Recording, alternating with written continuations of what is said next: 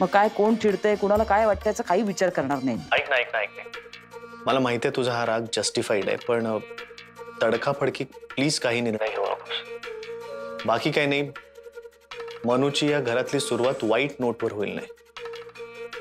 I know, आमच्या घरी मल्हारबद्दल already मत वाईट आहेच, आणि त्यातनं आत्ता त्याने जे काही मल्हार असं पुन्हा नाही करणार. आता मी आणि अमोलने समजावलं त्यांना. तू सांगितलंस त्याच्या बाबांना? हो. बरं केलंस. मीही बोलले आज बाबांशी. मग काय म्हणाले ते? नाही म्हणजे तो मुलगा मल्हार आहे हे नाही सांगितलं, सगळं थोडं हळूहळू सांगेन, एकदम नको. तसे शांत आहेत रे बाबा, ते काही फार विचित्र रिॲक्ट नाही झाले, पण धक्का बसणारच ना. अमोलची सुद्धा तीच रिॲक्शन होती.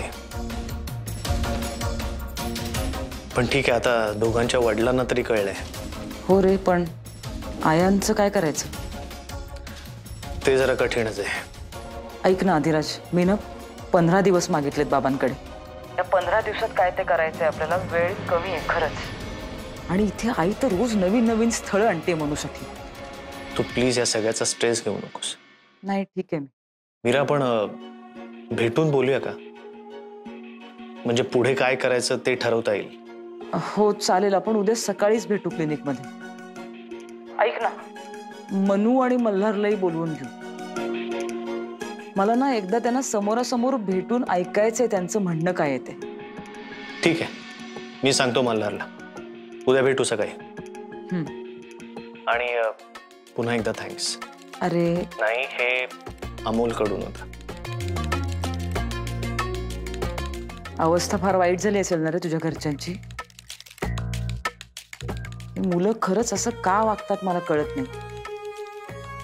एनिवे, उद्या भेटूया. चल ठेवते phone. Good night. Good night.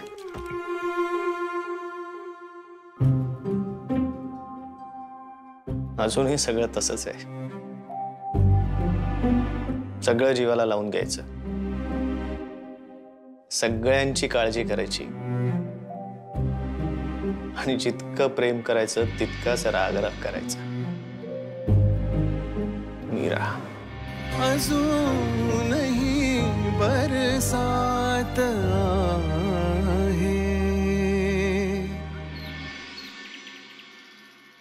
कशाला एवढं करता रे? अरे कशाला म्हणजे, तू एरवी करतेसच ना आमच्यासाठी. अश्विनी जरा पुढे लाग. सावकाशात हळू ये. बस. तू बस ना मिरे. हो ग.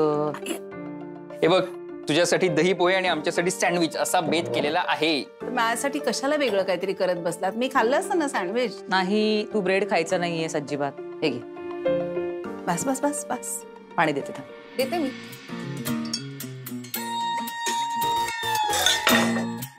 हळू.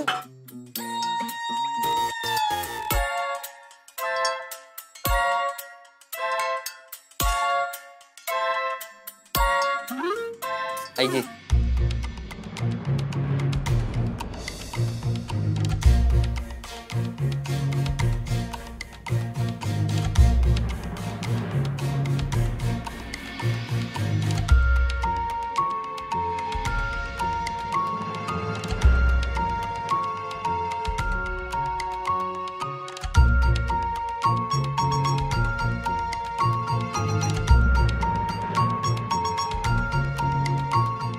बाबा, आपण ब्रेकफास्टला रोज पोहेच खायचं जरी म्हटलं ना, तरी आठवड्यातले 7 दिवस पोह्यांचे 7 प्रकार आपण खाऊ शकतो.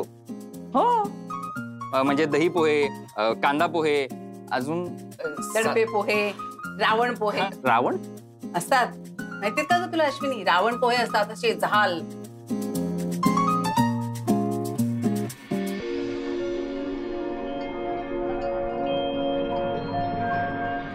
अरे सौरभ, तू काय आज पेपर वगैरे वाचला नाहीस का काही? वाचला ना. सोन्याचे भाव वाचले, ट्रेडिंग करायचं होतं असं मार्केट अनालिसिस केलं. घ्या बाबा, हे बघा, आपल्याच घरात तुमच्या शेअरला भाव नाहीये. अरे बाबांची कविता आली आहे छापून. हो हो, सांगितलं नाही मिरे. कात्रण काढून ठेवा आठवणीने. नाही, कात्रण नंतर आधी मला बाबा द्या, मला वाचू देत ना. द्या ना त्याला वाचू. Please please. अच्छा. कविवर्य जयंत देसाई यांची कविता आलेली आहे. अर्ज की आहे, इर्षाद, आपण आनंदात असतो याचा अर्थ आपण दुःखात नसतो असं नसतं. आपण आपण आनंदात असतो याचा अर्थ आपण दुःखात नसतो असं नसतं. हसणाऱ्या ओठांच्या थोड्यासवर डोळ्यांमध्ये आसवांचं गाव असतं. प्रेम असलं तर ऐकू येतात न गाताच दुसऱ्यांच्या वेदनांची गाणी.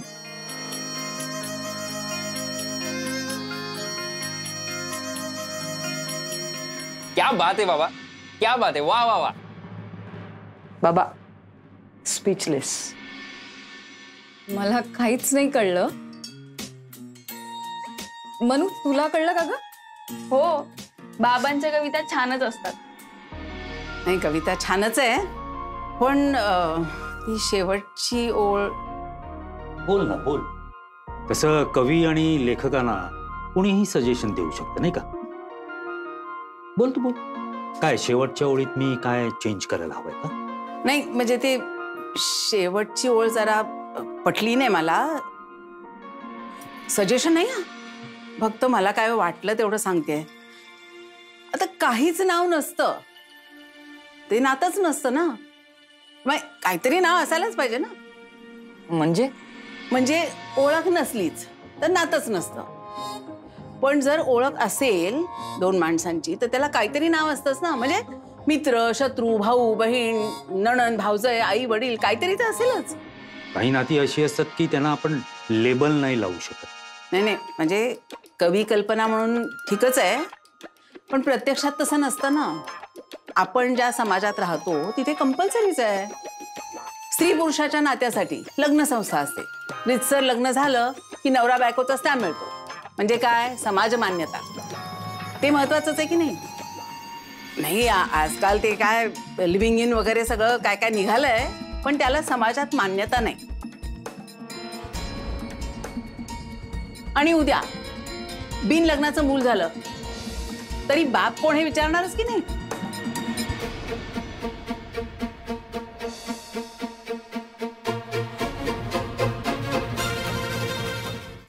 आई, अगं तू कुठच्या कुठे विषय घेऊन चाललीस ग? आणि एवढा डीप विचार करायची काही गरज नाहीये. हे बघ, बाबांनी छान मस्त कविता लिहिली आहे, ती ऐकायला छान वाटते, बस. ते बघ, ते हसलेत म्हणजे त्यांना तुझं समीक्षण नाही पटलंय. नाही, तसं नाहीये. तिचं मत आहे, ठीक आहे ना? असं कसं? म्हणजे आता उद्या मनूसाठी स्थळ येणार आहे, ते नातं जुळलं तर काहीतरी म्हणणारच की नाही आपण?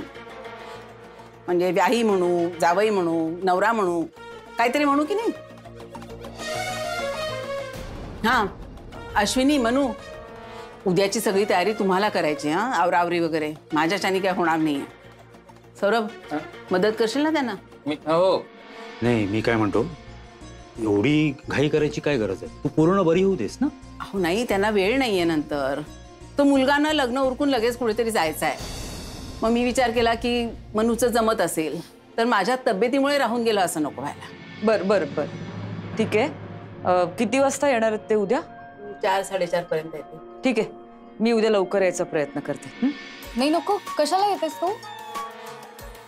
अश्विनी, अरे म्हणजे एवढी धावपळ होती ना तिची, एवढे पेशंट असतात क्लिनिकमध्ये आणि ट्रॅफिक, आणि इतके दिवस ते आईचं सगळं आजारपण. तू करशील ना सगळं? हो, ठीक. चला आई, मी येते. बाबा येते.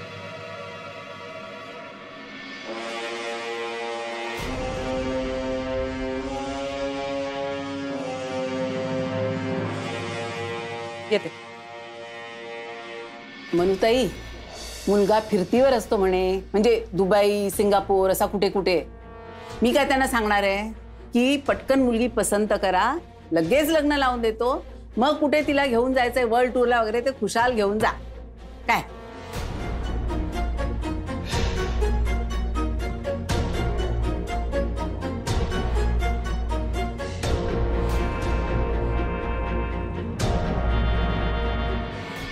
मामा, अरे आता तरी सांग ना, आपण का आलोय क्लिनिक मध्ये? मला आणि मीराला बोलायचंय. रागवायचंय किंवा ओरडायचं नाहीये, बोलायचंय तुझ्याशी आणि मनुष्य एकत्र.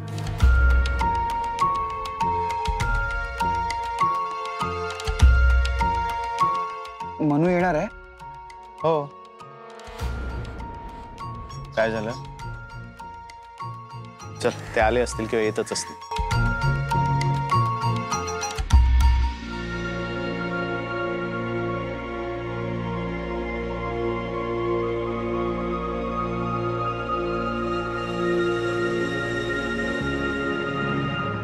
येऊ का?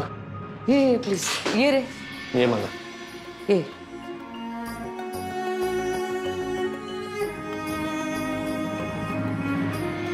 मल्हार,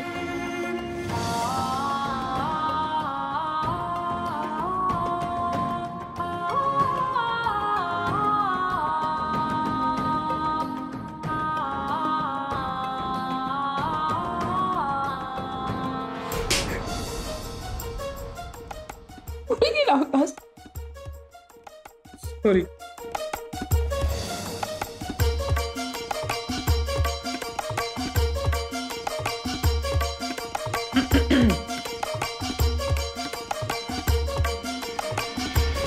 बसा मल्हार, मनू बस. बस. अधिराज. नाही नाही, बस. नीट.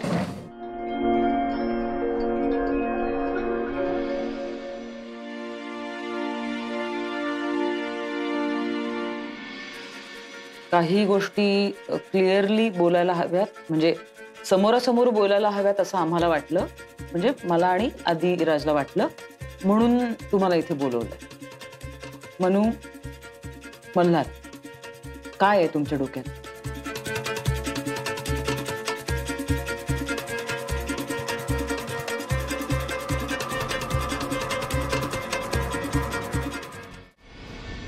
मल्हार, आत्ताच बोलायला हवंय तुम्हाला. बोलला नाहीत तर कन्फ्युजन्स आणि मिसअंडरस्टँडिंग्स वाढतील. मामा, चुकलं आमचं. चूक आणि बरोबर काय आहे ना, तो आता मुद्दा नाहीये. झालं ते झालं. नाही नाही, चूक झालेली आहेच. अगं हो मीरा, पण जर समोरच्याला सतत तुझं चुकलं चुकलं असं म्हटलं ना, तर मग पुढे बोलता येत नाही. हे बघ अधिराज, मी उगाच बोलायचं म्हणून यांच्याशी गोड नाही बोलू शकणार. नाही, ऑनेस्टली ही काही लहान मुलं नाही आहेत, 17-18 वर्षाची, 24-25 वर्षाची मुलं आहेत ही. त्यामुळे त्यांनी जे केलंय त्याचे परिणाम काय होतील हे त्यांना कळलंच नाही, ह्यावर काही मी विश्वास नाही ठेवू शकत. त्यामुळे चूक झालेली आहेच. हा, ओके ओके, चूक झालीये, चूक झाली आणि ते त्यांनाही कळलंय. आता पुढे पुढे काय करायचं ठरवलंय तुम्ही? मनू जे म्हणेल ते. म्हणजे आता तुझा काहीच विचार नाहीये का? मला स्पष्ट बोल. मूल वाढवणं ही खूप मोठी जबाबदारी आहे मला. आता हे असं होत नाही, एका मागोमाग एक मुलं होत आहेत आणि आपली वाढतायत घरात. मुळात तुमचं लग्न झालेलं नाही, तुमचं शिक्षण आत्ता कुठे पूर्ण होत आहे, तुमची धड करिअरला सुरुवात झालेली नाहीये. ह्या डिसिजनमुळे तुमचं संपूर्ण आयुष्य बदलणार आहे. त्यामुळे नीट विचार करा आणि मग निर्णय घ्या. निर्णय कसला घ्यायचा आता? हाच, मूल होऊ द्यायचंय की नाही. हा नाही, एक मिनिट, आपण आत्ता भेटून त्यांचं लग्न कसं लावून द्यायचं याविषयी निर्णय घेणार आहोत. मूल होऊ द्यायचंय का नाही याचा प्रश्नच येत नाही. ग मीरा, जरा प्रॅक्टिकली विचार कर. हे दोघं एका मुलाला जन्म देण्या इतके मॅच्युअर्ड वाटतायत का तुला? नाही, तेवढे ते नसतील तर त्यांना आता व्हावं लागेल, ऑप्शन नाहीये दुसरा. अगं पण घाई काय आहे? शांतपणे लग्न करून नंतर त्यांना मूल होऊच शकतं ना. म्हणजे नाही, एक मिनिट, तुला नक्की काय म्हणायचंय अधिराज? ऐक ऐक ऐक मीरा, मला असं वाटतं की त्यांनी खरंच याचा विचार करावा की त्यांना हे मूल वाढवायचं आहे की नाही. मला कल्पना आहे हा खूप डेलिकेट डिसिजन आहे, पण त्यांच्या भविष्याच्या दृष्टीने नाही नाही, मला वाटतं त्या दोघांनी स्वतःचं भविष्य ऑलरेडी ठरवलंय. ते आता 3 वर्ष एकत्र फिरतायत. ऑब्व्हियसली ते क्लोज आहेत, त्यामुळे त्यांचं भविष्य काय असणार आहे त्यांनी ऑलरेडी ठरवलंय. त्यामुळे आता परत मागे जाण्याचा प्रश्नच येत नाही. जे आहे ते ऍक्सेप्ट करायचं आणि पुढे जायचं. मीरा, मी एक गायनेकोलॉजिस्ट आहे. अशा असंख्य केसेस मी हँडल केल्या.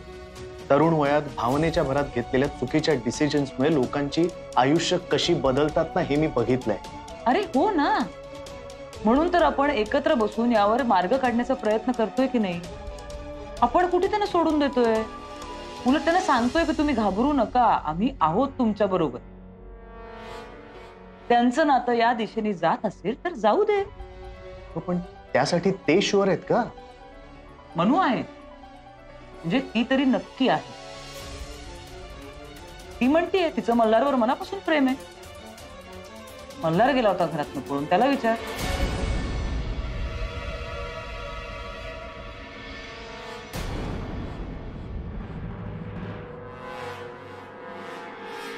ताई, मी जबाबदारी झटकायची म्हणून नाही घरातून पळून गेलो.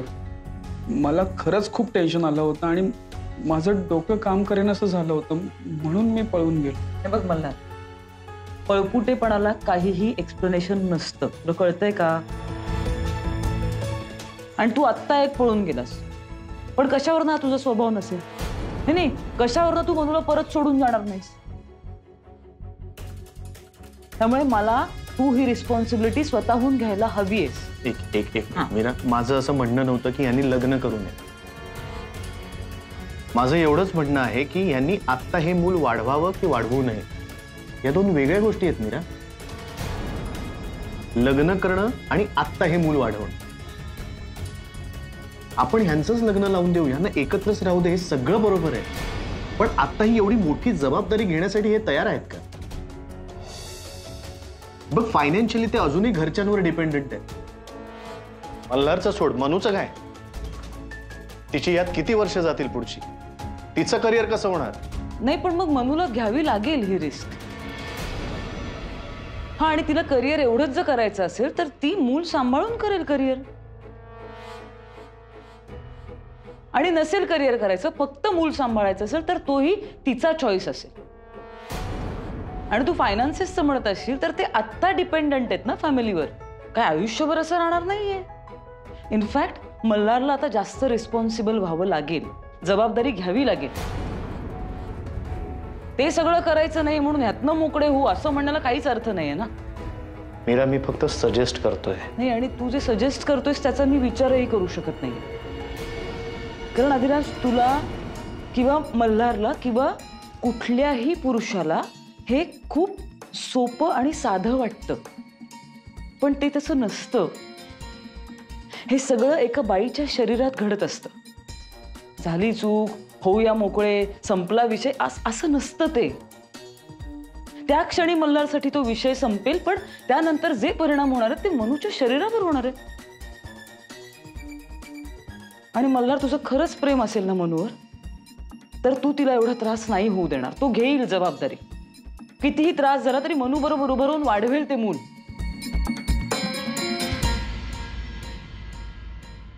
खरं प्रेम, त्यातली डेप्थ खूप वेगळी असते अधिराज. प्रत्येक वेळेस असा प्रॅक्टिकल विचार नसतो रे करायचा.